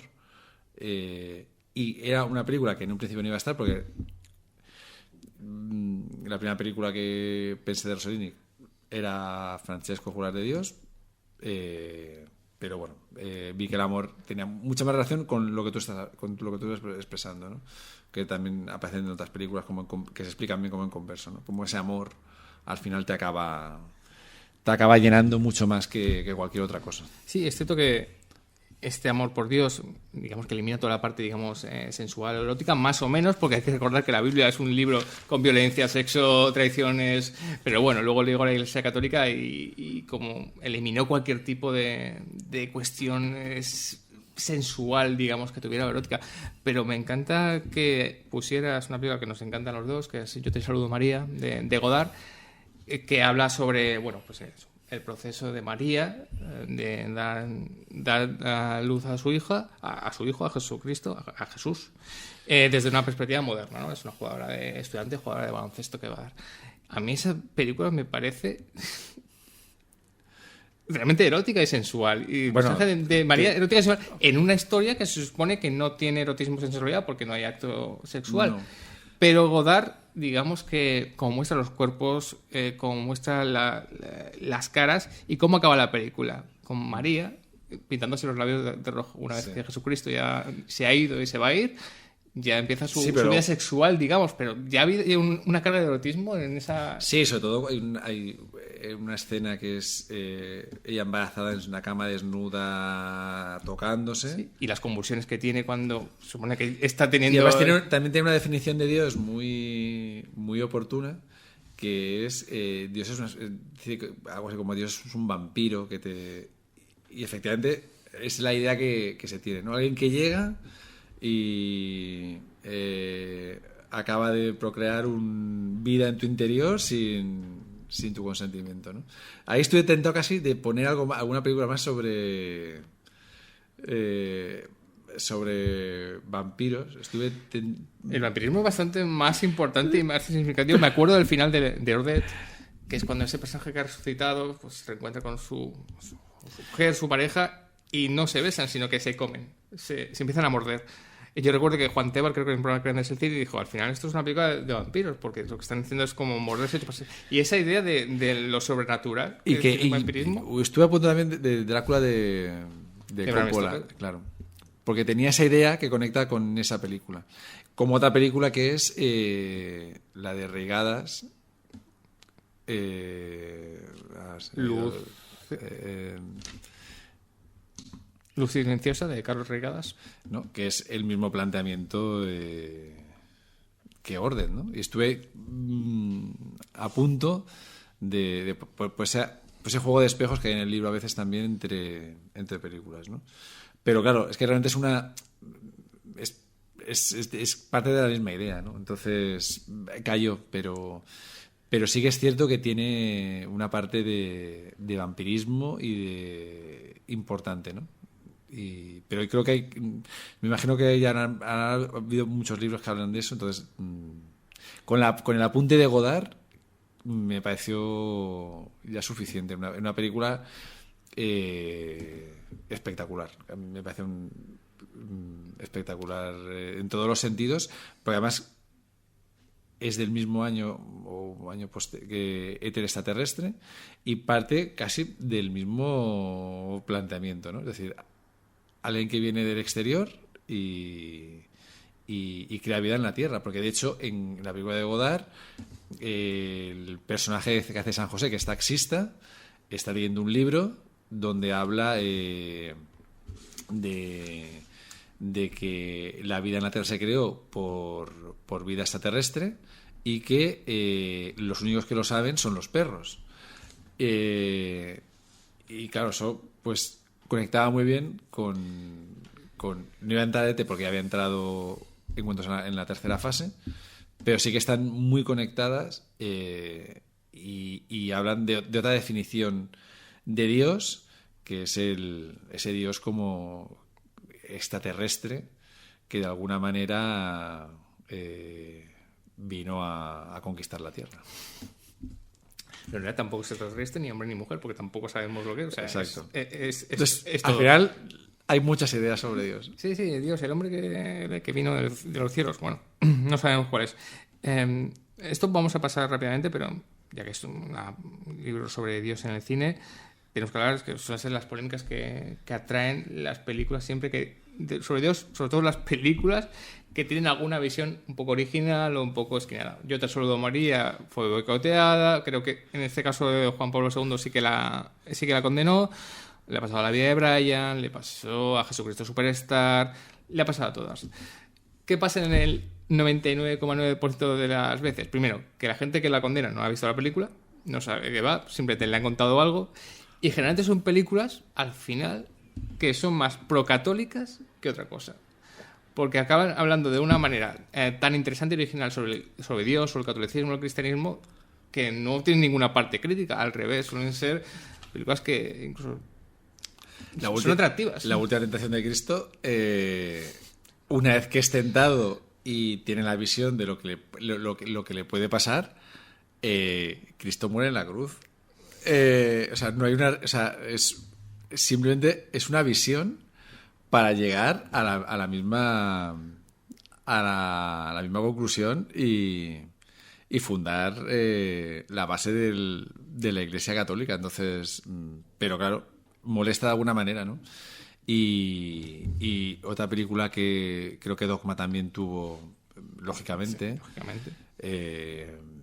Pero bueno, has hablado de Jesucristo Superstar y... Sí, sobre todo habla de cuando vino aquí el musical a España, más que nada. También fue una película que pudo entrar, pero no entró. Sí que ha entrado una película del director, que es Agnes de Dios, donde también, que conecta mucho también con esa idea de Godard, de esa mujer que se queda embarazada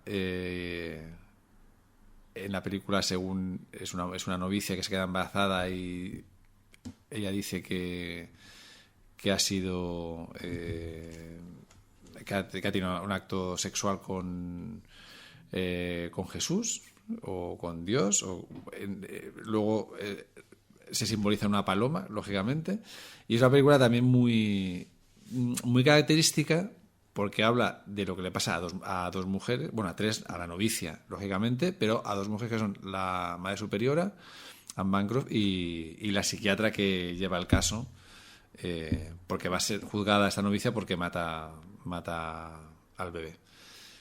Y es otro claro ejemplo de, siendo una película de lo que le pasa a unas mujeres, está dirigida por un hombre, ¿no? No tenemos que acabar el programa sin hablar de una de las protagonistas del libro, porque va a ser la portada del libro, que es sobre Juana de Arco. Juana de Arco hay como 120.000 películas, obras de teatro, libros, es imposible. Pero tú has cogido quizás las dos grandes películas sobre Juana de Arco que se han hecho, que es La pasión de Juana de Arco de Dreyer y El proceso de Juana de Arco de Bresson, que curiosamente solo hablan de una parte de la parte de Juana de Arco, que es su proceso que le acabó llevando a la hoguera. Y es el martirio, digamos, por excelencia, incluso más que películas de la Pasión de Cristo, el martirio por excelencia vinculado a una creencia divina es el proceso de Juana de Arco, que ahora no vamos a entrar mucho rápido porque yo creo que Juana de Arco la historia es súper famosa y no hace falta tampoco saber lo que pasó, pero ya sabéis que fue juzgada, participó en una guerra contra los ingleses, fue atrapada, fue juzgada por herejía, aunque en realidad fue más bien un juicio político, más que un juicio religioso, por herejía, y al final fue condenada a la hoguera después de que hicieron, obviamente, ya sabéis cómo iban esos tribunales, 10.000 trampas. Es muy curioso que no tanto que hayas cogido las dos películas, porque obviamente era un win-win, porque son dos obras maestras y dos películas vitales para la historia del cine, sino que es muy curiosa la relación que tienen entre ellas, porque son películas realmente distintas cuando van de lo mismo. Sí.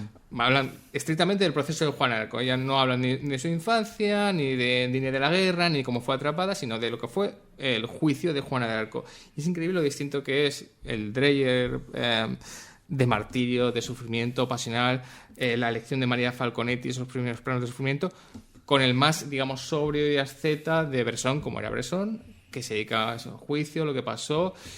Y lo que me hace gracia es la elección de las dos mujeres, de María Falconetti, pues curiosamente dos actrices que no tuvieron casi carrera luego en el cine. Florence Delay fue escritora, si no escritora muy famosa, creo que todavía sigue viva. Como es la elección de las dos mujeres. María Falconetti, que era una mujer ya mayor, o sea, no era ni adolescente como era Juana de Arco, ni de lejos, pero Florence Delay sí que lo era. Y he leído que incluso hubo como críticas de que parecía demasiado normal, o sea, parecía una chica adolescente que te puedes encontrar de Erasmus en la universidad. Y este contrapunto de dos películas, que eso sí, las dos son en blanco y negro, es fantástico si las ves casi seguidas, ¿no? Digamos, el tormento absoluto de uno con el tormento, digamos, más calmado y tranquilo del de Bresson. Sí, porque aunque Dreyer, cuando firma la película y lo pone en los títulos, que está basado en los documentos estrictos del juicio y tal, sí que es cierto que explora más esa vertiente del martirio. Y Bresson no. Pero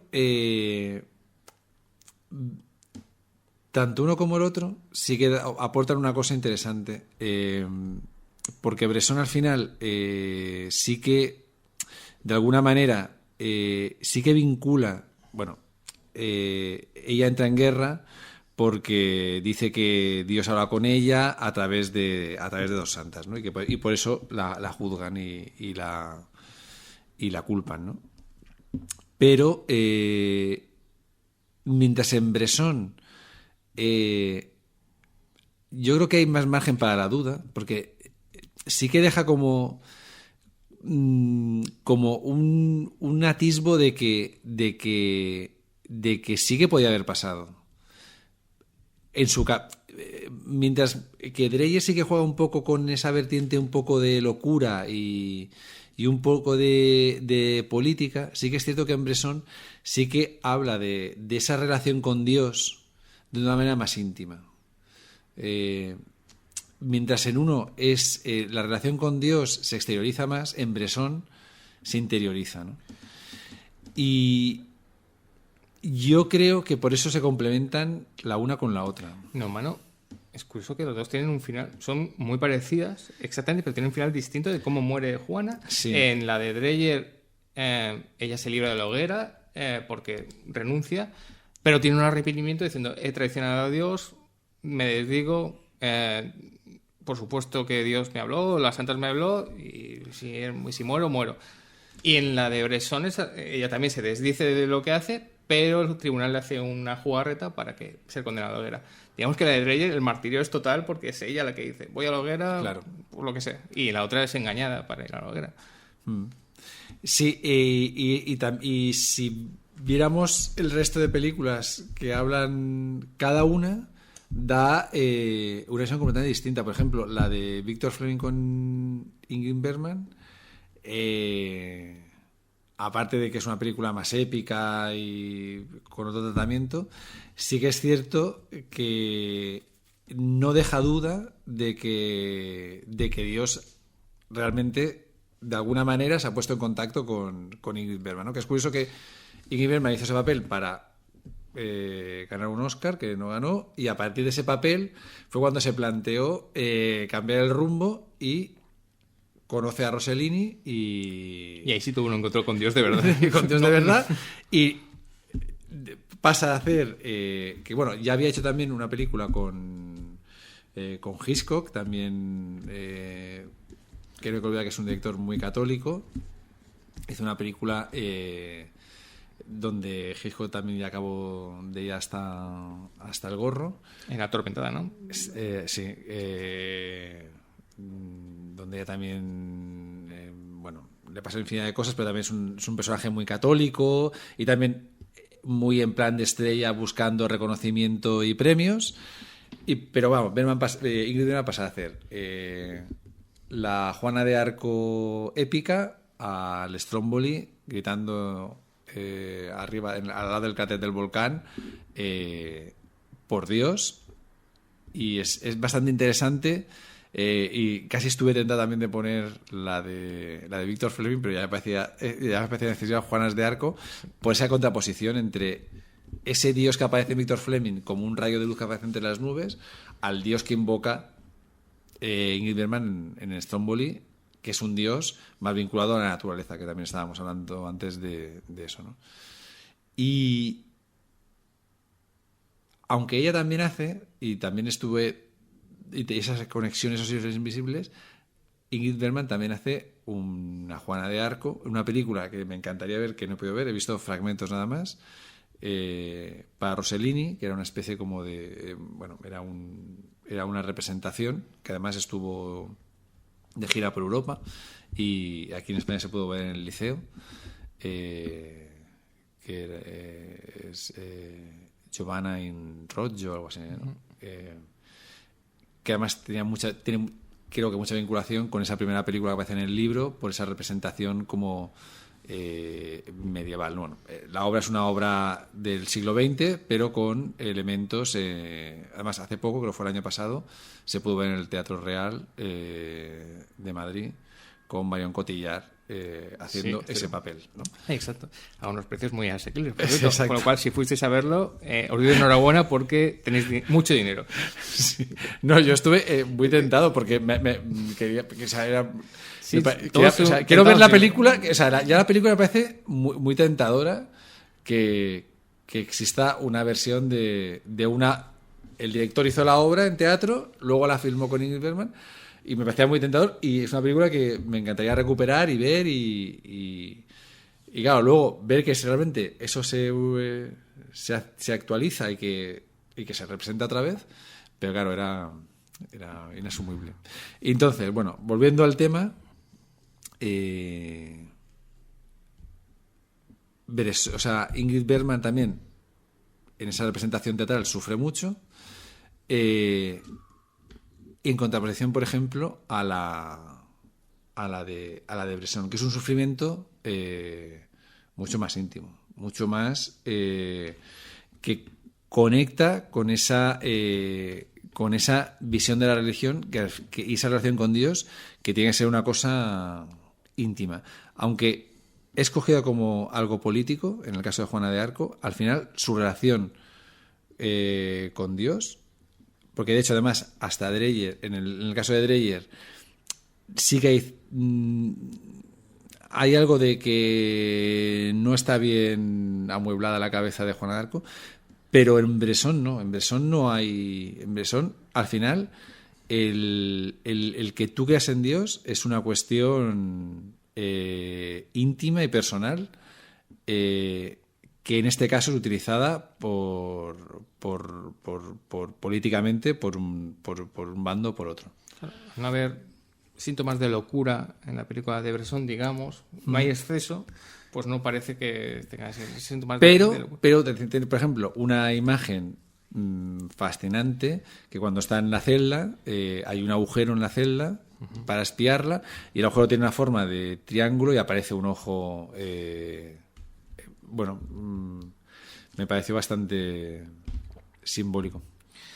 Bueno, estamos ya llegando a la recta final. Estamos hablando de Viva la Anástasis, Dios a través de 50 visiones cinematográficas, de José Cámara. Tenemos a José aquí. Y para acabar, una curiosidad. El cine español, en las 50, obviamente en el libro aparece, pero en las 50 no es muy protagonista. Creo que 3 o 4, ¿no? Deben ser 4, creo que son. 4, ¿no? Y es curioso porque casi ninguna de la época, digamos, antes de la transición, o sea, de la época que vamos, del inicio del cine y la dictadura. Y esto sirve de reflexión. Como muchos sabéis, durante la dictadura franquista, el franquismo robó prácticamente la religión católica. Y la Iglesia Católica, obviamente, en connivencia con la Iglesia Católica. Y el cine más oficial lo demostró, ¿no? Un montón de películas con una carga del catolicismo, pero el catolicismo, ya lo he dicho, del pecado, de seguir las normas, de la rigidez, o sea, el catolicismo puro y duro. Eso no quiere decir que no hubiera películas interesantes, hay ejemplos de películas interesantes, estoy pensando en el Judas de Quino, por ejemplo, películas de gran éxito como el Balarrasa, que hizo Estrella Fernán Gómez, o sea, había películas interesantes, pero es cierto que hubo esa carga de películas con esa carga católica, digamos algo negativa, algo pesada, bastante pesada. Y es cierto que tú de esas películas no has escogido ninguna. No sé si es por eso, porque no querías que tuvieran... Porque veías que tenían esa carga que la dictadura estableció en todo lo que hacía del catolicismo, o simplemente porque veías que no había ninguna tan interesante como para ponerla, o porque en realidad eso pasó en España, digamos, es lo que he dicho, el cine español y la dictadura secuestró, digamos, la religión católica y la creencia católica. Sí, pero además la utilizó para como acicate y propaganda. Exacto, y para restringir derechos y... No, hermano, yo digo, perdóname, te agradezco mucho que me hayas citado en el libro, por cierto, y voy a ver si, porque yo lo escribí hace tiempo, pero que fue una pena porque, bueno, primero que seguro que fue una fábrica de ateos esa época fantástica, porque claro, la religión católica se asumió como una variante de la dictadura franquista, pero al final... Sí, como un arma, era un arma también del régimen. No se hablaba de lo que estamos diciendo, de la fe, si crees o no. Lo que era una cosa que había que seguir, una norma, pero no se hablaba de ¿crees en Dios o no crees en Dios? No, y estuve tentado poner varias. Balarrasa, por ejemplo, porque sí que surge una película importante. Perdón, está Marcelino, ahora estoy viendo que está Marcelino Panivino, sí que... Es que esa representa ya muchas. Entonces, claro, cuando yo pensé en poner Balarrasa, porque luego sale Ana y los Lobos con Fernando Fernán Gómez, de alguna manera Fernando Fernán Gómez es importante porque hay dos películas de él, Ana y los Lobos y luego Así en el cielo como en la tierra. Entonces me apetecía mucho ver cómo transita ese actor desde un personaje como el de Balarrasa hasta Así en el cielo como en la tierra, ¿no? Pero claro, al final, si tienes Marcelino Panivino, es como tener la number one de las películas sobre lo que era el cine religioso en el franquismo. Y eso que luego tuvo que también hablo un poco de ella, el remake que hicieron con con Fernando Fernán Gómez también. Pero ya, bueno, ya en los años 90 pues como muy, muy deslavazado, porque Marcelino Panevino es una película tremenda, ¿no? Es decir, es una película Tiene el final más tremendo que... Si lo has terrorífica, es decir... si lo has visto de niño es imposible terrorífico. Y nos pasó mucho de verlo de niño y alucinan un poco de... Es terrorífica. ¿Cómo puede ser? Pero esto no era una película con Pablito Calvo. donde muere en brazos de un Cristo que baja de la cruz para llevarlo con su madre. O sea, es que Yo siempre tremendo. nunca entendí cómo eso pasó la censura o cómo Exacto. se estrenó eso en esa época y cómo fue epítote de una película religiosa top.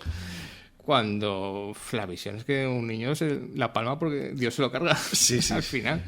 Pero bueno, es una visión de Dios también muy oportuna y que escapa, trasciende de todas las películas, como por ejemplo La fe que estaba diciendo antes, o El juez que estás hablando tú, y eso que El juez, por ejemplo, de Quino, es una película también muy importante, porque también era un tipo de cine que también se hacía aquí. No solamente era el peplum que se hacía en Hollywood, sino esta versión española que se hacía, que Sí, es una o El beso de Judas, por ejemplo, que además el vestuario era de los diseñadores que también hicieron el vestuario del Misterio en esos años.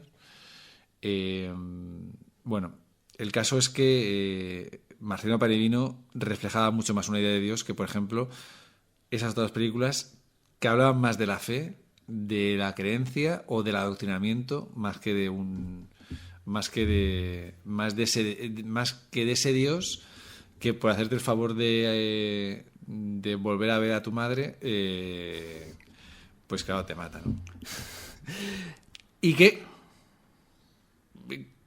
aun siendo terrorífico, ya luego cuando Carlos Saura hace Annie los Lobos, hace una película también muy terrorífica, y por eso la metí, porque aunque Marcelino Panevino es una película terrorífica, no deja de estar como... es muy pastoral y muy en relación... tenía mucho que ver esa estética un poco de Francisco Jurás de Dios de Rossellini, de ese bucolismo que rodea a los monjes. Ya con Los Lobos plantea algo, ya coge un poco el toro por los cuernos, aunque con mucha metáfora y con mucha vuelta, porque la gente tenía que sortear la censura, que es criticar cómo la religión estaba en la sociedad, ¿no? Con el personaje de la anacoreta esta, la ermita de Fernando Fernán Gómez, que está completamente ido y que junto con sus dos hermanos en la película, que simbolizan el poder militar y el poder político, se aprovechan de esta institución que interpretaba Geraldine Chaplin, y en una escena también que remite mucho a la de Juana de Arco, que es y al propio martirio de Jesucristo, que es enseguida cortarles el pelo, ¿no? Y la escena de Anne los Lobos donde le cortan el pelo a Geraldine Chaplin es bastante terrorífica. Y entonces ya habla Carlos Saura directamente del terror que supone el adoctrinamiento y la persecución religiosa dentro de una sociedad como la española de aquella época, ¿no? Ya no está el bucolismo de Marcelino Panevino. Por eso no hay ninguna película desde Marcelino Panevino hasta Anne los Lobos, ¿no? Y además Anne los Lobos, en un momento en el que Warner Exor hace la película de Aguirre, donde ya también la visión de Dios, Dios ya se parece más o el efecto de Dios en el ser humano ya se parece más al Yahvé del Antiguo Testamento más que al del Nuevo, ¿no? Y luego una película importante también de los 70 como es el Exorcista, ¿no? Entonces Dios deja de ser en el cine un espacio algo de más que de cohesión o de paz, de confrontación y de más cercano seguramente al diablo y por eso es muy importante también una película que entra, como es Dios y Diablo en la Tierra del Sol, que también conecta mucho con Buñuel y con Pasolini.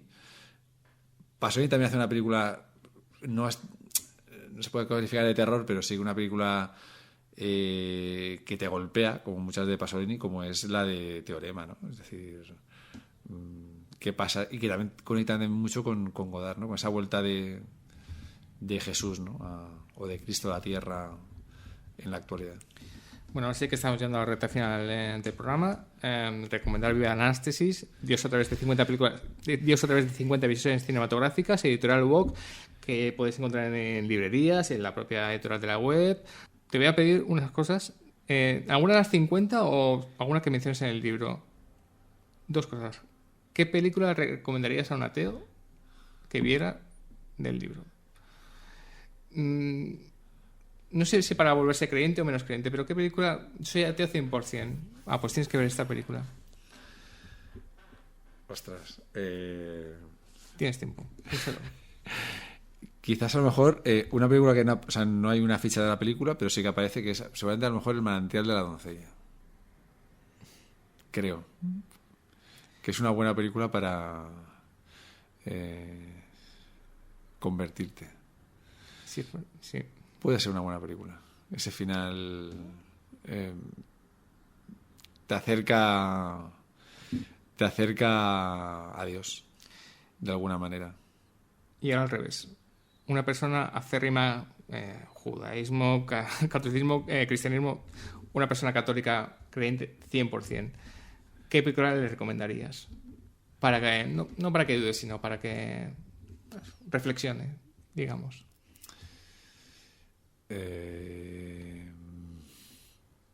Pues podría ser o el primer capítulo del Decálogo de Kieslowski, que me parece muy contundente,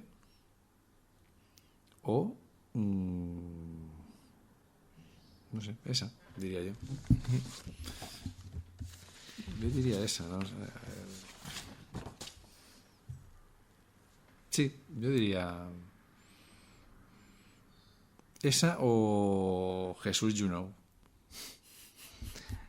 Jesús You Know o la, ya que una película que no está que no está en la lista, que sería la Fe, la película que hizo el mismo director sobre la fe.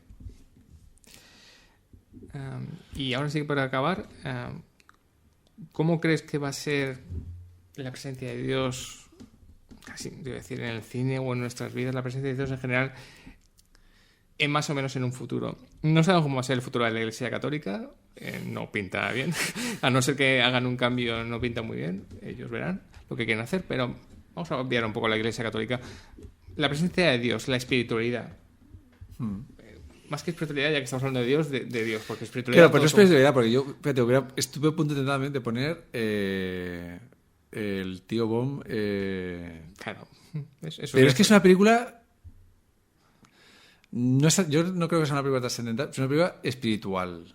Pero claro, no es un libro sobre espiritualidad. Pero eso es lo siguiente que vas a hacer, ¿no? No sé. Yo pensaba... Yo cuando comencé el libro tenía mis dudas sobre... Y al final yo creo que... Mira, otro libro otra película que podía a un católico, a lo mejor La Vía Láctea de Buñuel. Igual, lo digo porque estás hablando del futuro de la Iglesia Católica, hay una escena donde un personaje piensa que el Papa es fusilado, ¿no? No le hemos nombrado al Papa, pero bueno. Entonces, no sé, no sé si era el futuro que imaginaba Buñuel. No sé si era el futuro que... No creo que la Iglesia Católica desaparezca, pero sí que es cierto que igual como en el cine la idea de Dios sigue evolucionando, y eso es un poco lo que al final, viendo las 50 películas y cuando vas leyendo sobre ellas, aunque luego la última, cuando llegas a Saint Maud, la voz que oye la monja es la voz de un hombre, sí que es cierto que hay cierta tendencia en las últimas películas del listado a que haya un cambio, ¿no? Donde la mujer esté más presente, donde estén presentes otros aspectos que aparecen en la sociedad y que tienen que estar reflejados y que haciendo un símil, todos somos hijos de Dios, entonces todos tenemos que estar ahí. Obviamente, si la Iglesia no hace eso, está acabada. No lo vamos a hacer tú y yo, pero está acabada. Si no abre la mente, pero eso ya lo sabemos. Pero yo creo que pero sí que es un tema estimulante, porque al final el cine ha reflejado a la sociedad, ha reflejado el pensamiento de cada época, y creo que seguirá haciendo. Creo que de alguna manera existirán cineastas que seguirán preguntándose por su relación con Dios y por la relación de la sociedad con Dios. Y eso es bastante estimulante, es decir...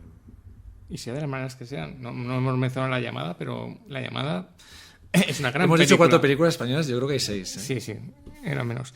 Pero La Llamada es una gran película sobre la creencia, sobre la fe. De humano, es una película pro fe, no voy a decir pro católica, pero casi. Pero ¿tú crees que nos estamos haciendo más descreídos, digamos? Obviamente claro, tenemos el de la España de la dictadura, tenemos esa referencia siempre pero este nuevo mundo moderno, esta España moderna, nos hacemos más descreídos, cada vez creemos menos en cosas, y eso hace que cada vez creemos menos en ese Dios que nos protege. Y yo no lo digo como algo negativo, ni mucho menos. Yo creo que quiero pensar que creemos cada vez de forma diferente, no porque nos obliguen a creer en algo. Entonces yo creo que cada vez la sociedad, cada uno cree en lo que quiere creer desde su intimidad y desde su propia experiencia o de su propia relación con el mundo. Entonces habrá gente que crea en el Dios católico, y gente que crea en que estamos aquí porque realmente Dios es de un planeta que vino a la Tierra y nos conquistó y hicieron las pirámides, y todo eso casa perfectamente con... Pues una de las películas que no entra en el libro porque se hizo después, una de las películas que es Espíritu Sagrado, por ejemplo, de Chema García Ibarra, donde habla de creencias que no tienen que ver con las creencias estipuladas por la sociedad o que nos quieren hacer creer. ¿El ser humano tiene que aferrarse a algo para poder vivir en esta vida? Yo creo que el ser humano, yo creo que nos aferramos para seguir viviendo. Algunos nos aferramos al cine y otros se aferran a Dios, otros se aferran a eso, pues a la vida extraterrestre, otros se aferran a los videojuegos. Cada uno cree, y en ese abanico yo creo que y si cada uno respetamos la creencia del otro, sería fantástico. El cine como acto de fe también. Es un acto de fe, al final. Esta iglesia. Sí, el cine además era como un templo. Lo que pasa que ahora ya claro. También le pasa lo mismo que a las iglesias, ¿eh? Exacto. Entonces al final se va a convertir en algo íntimo que ves en tu casa, ves el cine en tu casa y rezas en tu casa. Bueno, José, muchas gracias. Enhorabuena por tu libro, que es fascinante. Nos vemos casi en un mes. Vamos a repetir esto, pero con más gente, que va a estar muy bien. Va a ser como una reunión, como si fueras a misa con gente, pues va a ser un poco así en Elche. Y enhorabuena, ya sabéis, viva la Anástasis, Dios a través de 50 visiones cinematográficas, libro de la editorial UOC, colección Filmografías Esenciales. Gracias, José. Gracias a ti. Y a todos vosotros, hasta el próximo programa.